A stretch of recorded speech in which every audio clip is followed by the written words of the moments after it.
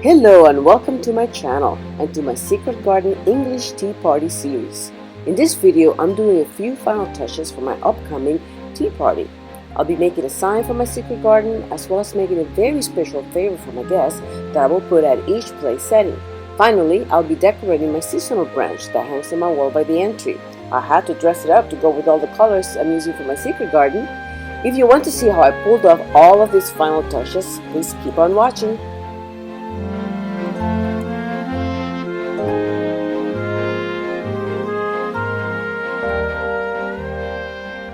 Okay everyone, continuing here with the final touches. You may remember me mentioning that I might put something on the middle of the plate. It still look a little bit empty to me. So this is what I came up with. If you know the story of the secret garden, you know that the finding of the key was a very important thing for the protagonist of that story. So I thought it might be cute to give everybody a key. And I found this set of keys, they're all different. And I actually put the image that I had that, as you may recall, was inspiration for my gate. And I just wrote in there, so you may always have a key to my secret garden. Isn't that pretty? So I basically just printed it out and I cut it with this good old scrapbook. And I think I'm gonna add like a little embellishment right there. A little rose just to make it even prettier. What do you guys think? In terms of making it, I did not even use any fancy program or anything. I literally just use Pages, which is like a very generic kind of program in my Macintosh computer. And I basically got that photo and I put some words on top of it. And now again, I'm kind of cutting it, a little scallop edge with, remember those scrapbook scissors we probably all have a ton of. And these are the keys. I already put the ribbon on the key. This is ribbon that actually came with one of the teacups that I bought. I bought a new set of new teacups, and it came with this pretty gossamer kind of ribbon. I said, hey, I'm not throwing that away. So, and it just happened to, I cut it so it would be 8 pieces, so it came out perfectly because that's about the amount that I want. And yeah, and then this little flowers here I am cutting it all. These little flowers I've had in my stash forever with nothing to do. They're not stickers, so I'll have to glue them down. But anyway, I thought that was perfect. So that's one of my last little finishing touches. And now to bring it up an extra little notch, I decided to give it some little gold edging. And it's easier to do it on top of a piece of paper. So it's easier than trying to do it sideways. Just kind of tracing. It makes a big difference, I think. Now, the one thing I'm kind of debating about is whether to actually go ahead and write people's names in there. I could have put it on the computer as well, but I was kind of debating about it. What do you guys think? Because I don't know what it is, but I don't like to tell people where to sit. I want them to find their own place to sit. So that's why I didn't do actual formal place settings. So anyway, let me know what you know. What do you think? And to finish things off, I also added a little fingerless lace glove for everybody to wear. They're all going to be slightly different colors. I have a few repeating colors, but some are ivory, some are black. I bought them through Amazon and they came in specific colors. And one of the sets had a red glove, which doesn't quite go with my scheme, but I'm gonna go with it because I had the exact amount of gloves that I need. So that should be a nice touch. So people can put on their hats and put on their gloves and be ready for tea. So I mentioned earlier, hopefully you remember that we needed a sign, right? To kind of say, hey, this is a secret garden. Although I guess if you do that to a secret garden, it wouldn't be so secret. But anyway, my secret garden is gonna have a sign. So I had this shepherd's hook for a long time. It's really sturdy, kind of copper wires meant to go outside. So it's been, again, laying around for no good reason. So I think I'm going to use this for my sign. So this is the idea.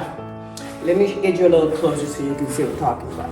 Okay, so this is the idea. I've had this pot in the yard and it's not being used right now. So I think I can use it for this. What I'm hoping is that I can insert my shepherd's hook in here. Thing is not gonna be, yeah, so that might not work. Let me see if I can think of something else. Okay, so this is the thought. I went ahead and put that plant in the pot because that gives it a little bit more stability. And then I could put my shepherd's hook in here. This is a fake plant, so this is actually styrofoam. And I think between those things, it should work. Let me give it a try. Yeah, there we go, something like that. So I hung it kind of diagonally. And because it's in that pot now, it won't tip over, because otherwise it was a pretty light, fake plant. I have styrofoam and it's just a basket on the bottom. So now I have to work on the sign. Let me show you some of the thoughts for the little sign. This is basically flat. I know it looks like it has texture, but it's really flat. So one thought is to paint it. Another thought is to use some of this paper from Dollar Tree, which again, I could just put on the back and it sort of looks like it's kind of that kind of material. These are some beautiful decals that I bought a long time ago from, what's the company? Iron Orchid, I think it's called. Yeah, and I used them for another sign that I made for outdoors, which in fact I call my secret garden. I'll put a picture of it here. And I used it for that, but these are the leftovers. So I thought of using them for this, but the scale of this pattern is way bigger than my little sign. So I'm not sure if it'll work. I may still be able to use it. Another, I do have this smaller piece as well, which might be more usable. I know it's like, and then the other thing I got was these kind of giant roses from Dollar Tree, which also might be possible. They're super large, but those at least, I don't mind cutting up and stuff. And then of course I got this stencil at Dollar Tree, which will help me kind of finish the writing. And I'm thinking of using one of the metal signs on top, so it'll say something like "Welcome to my secret garden." At least that's the thought. I'm gonna get it started and see what happens. Okay, so the first thing is going to be to cover this part up. And like I mentioned, I could always paint it, but this might be very useful because, again, it's a one-stop shop. So I think I'm just going to line it up so you can see more than one board. I think I'm going to center it, and actually this line will probably, might help me with my alignment for my letters. This is the blunt tip of my pencil here. Okay. Basically, I want to make sure that this line helps me with my alignment so that the letters end up kind of where I had planned them, which is kind of that over there. Hopefully that makes sense, hopefully. So that's all I'm doing here. Okay. Now let me cut the last piece here, which look at that. I could probably cut it on the line and I'll be fine. So let me do that.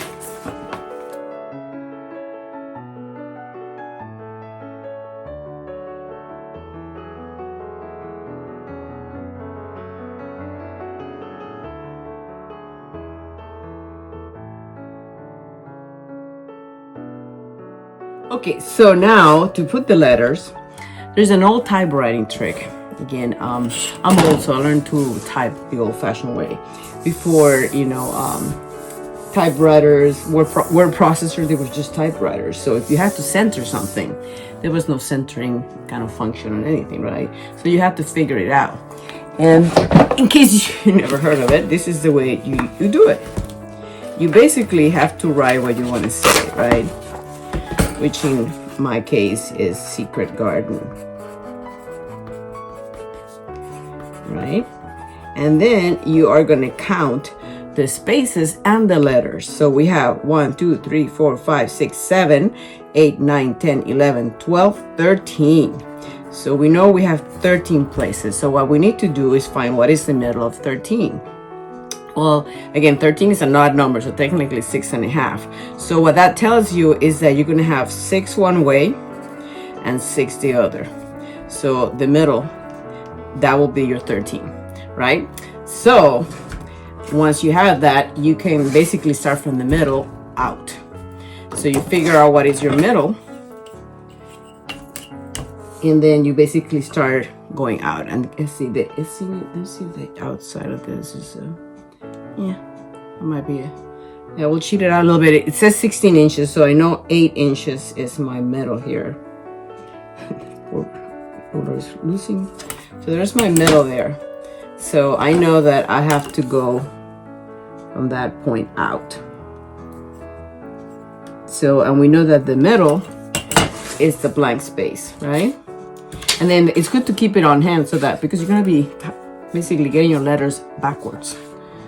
Some backwards, some forwards. Like I'm gonna start with secret going this way. So I know that my T has to go no closer than that middle ground, and then my top's gonna hit that line. Maybe just slightly below. I'm just gonna do it in pencil right now. And then I'll figure out how I'm gonna fill in it. So secret, so then we need an E. And then again, sometimes you could go like this to align it with that one. And in this case, I'm gonna keep it pretty close together. I really tested and I know that it fits, but it's kind of nice to have the extra space. Okay, so now come the hard decisions, right? Because I really love this, but I don't know if it will make it hard to read. I might have to make it white and then put an outline or something.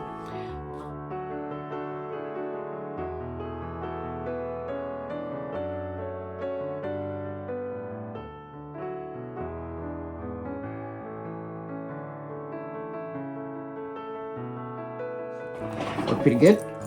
Good old Dollar Tree tool. Just love this.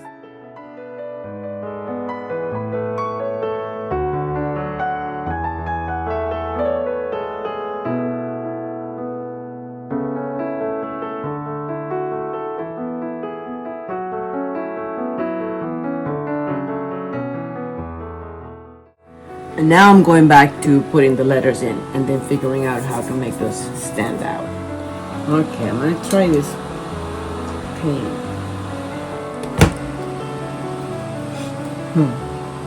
Oh wow, that's bad. Okay, I think it's way too risky to try to stencil right over this. So what I'm gonna do is but I know that those letters work in terms of the size. So I think I'm just gonna stencil them on paper and cut them out, and then apply them. That'll probably be the best because I don't have any stickers that are the right size either. So let's give that a go here.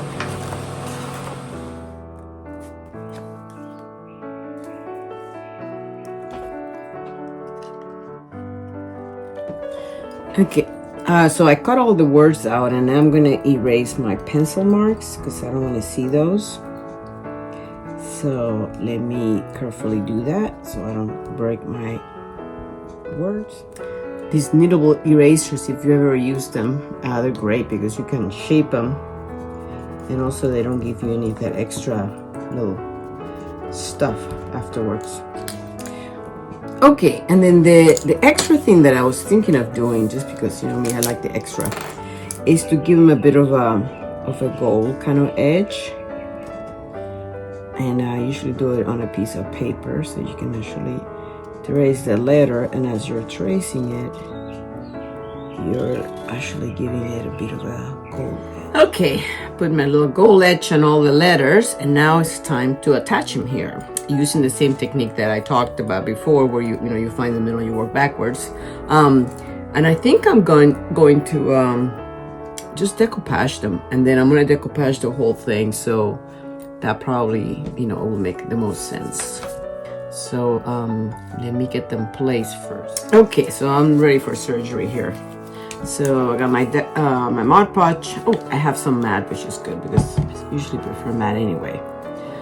Okay, so I'm gonna do it with a little brush. So I'm gonna start from the middle out, right? So we're gonna start with the T.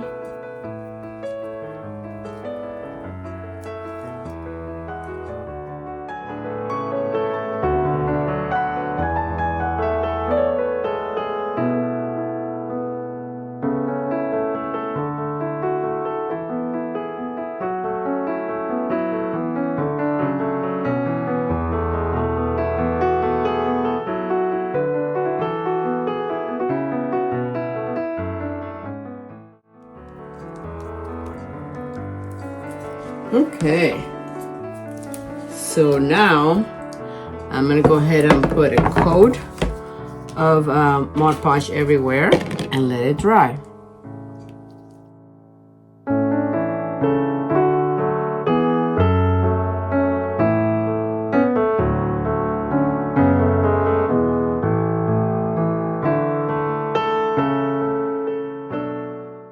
Okay, well, my sign is dried now. Now I gotta figure out whether I really want to use this welcome or not. As I was putting it there, it's like, I don't know, it kind of doesn't quite fit. I thought of using some smaller letters to say welcome to, but somehow I just didn't want to muck this up though. I like, you know, like the way it looks and stuff. My latest thought was like, what if this has some little tabs here. What if this was running through the cord? So the welcome is kind of above like that. Maybe that would work. I could easily cut this and then thread it and then knot it. That's one thing. Okay, so after much thinking, they decided to not put any words. I think I like it like this, and I really cannot see that working with this. And I went ahead and took out the cord too. I did have this black chain, and I'm gonna add the black chain on it to kind of make it look a little nicer, kind of dress it up instead of the cord. So that's the last step, and then I can hang it.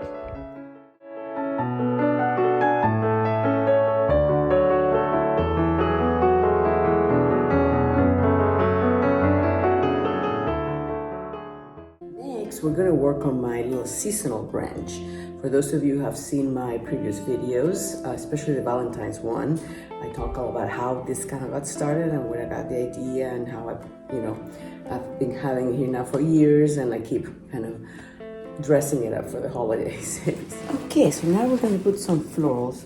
I had these florals from before, and I have several pieces actually. It's like a garland. So I think this is basically what it's going to have.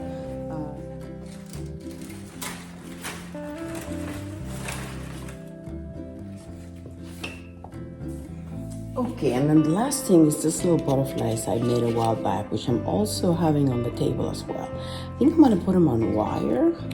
That way I can sort of make them kind of come out from the branches as if they were flying or something like that. And this was just basically scrapbook paper, that's why it's double-sided. And I gave it a bit of a shape, and then I pleated them. And I just put it back clean in the middle.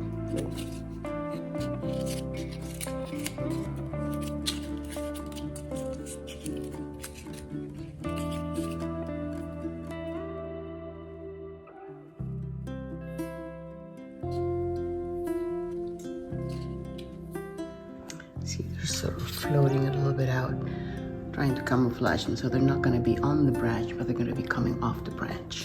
Okay, and here it is, all dolled up.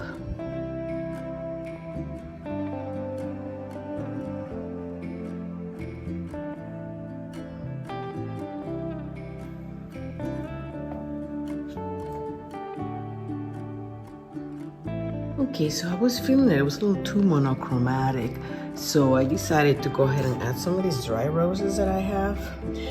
They are very delicate, so they're sort of popping off their stem, which is problematic because I'm kind of tying them with a little ribbon that way. So I'm gonna have to do some surgery and attach some stems to roses, probably with hot glue. Okay, so here's the dilemma. I was trying to bundle this up like this, and then they would basically pop off like that. So like I said, they're very fragile. You have to be careful with them. And then some of them actually don't dry all that pretty. You have to be careful which ones you choose. So the ones that don't have a stem, what I'm gonna do is I'm gonna cut a stem from the roses that I have. I don't need the leaves. I just want a stem so that I can bunch them up. The ones with two tones tend to dry pretty nice. And the thing is that once they don't have their stem, they really start falling apart, which is why it's important for them to have that stem. I've never done this before. We'll see if it works.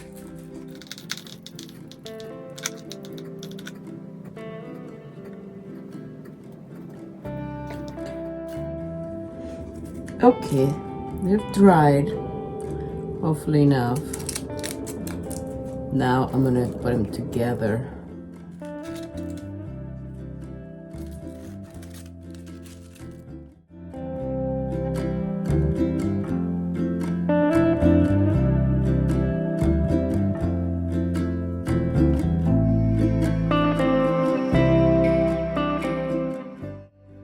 Okay, here is the finished branch in all her glory. I went ahead and added the dry roses. I added a few little ribbons here and there just to break up the color a little bit. And I attached the roses with the same ribbon. And the little butterflies are flying around. And I think it complements the enchanted garden or the secret garden pretty good. So that's that one. Well, a funny thing happened on my way to finishing this branch. If you remember what it looked like from what I just showed you, the more and more I looked at it, the less I liked it. And it's because I had vines also in the center. And this thing has always been very light in the center. It's always been about the branch and a curve going up like that. So again, less is more sometimes. I did go ahead and keep the dry roses, but I kind of put them all around, kind of where they were needed, kind of a thing. And I left the little lights just with a few butterflies. I like them much better now. It was a little bit too much before. So there is the branch.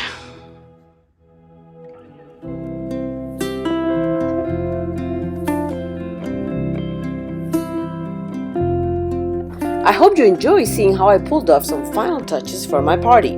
Please don't forget to subscribe, and if you have not done so already, don't forget to check out the rest of the playlist for all the planning, preparations, DIYs, and tablescape videos that I've been putting together for this party. There's one final video coming up with the actual day of the party events, recipes, and party shots, so don't forget to come back to check it all out.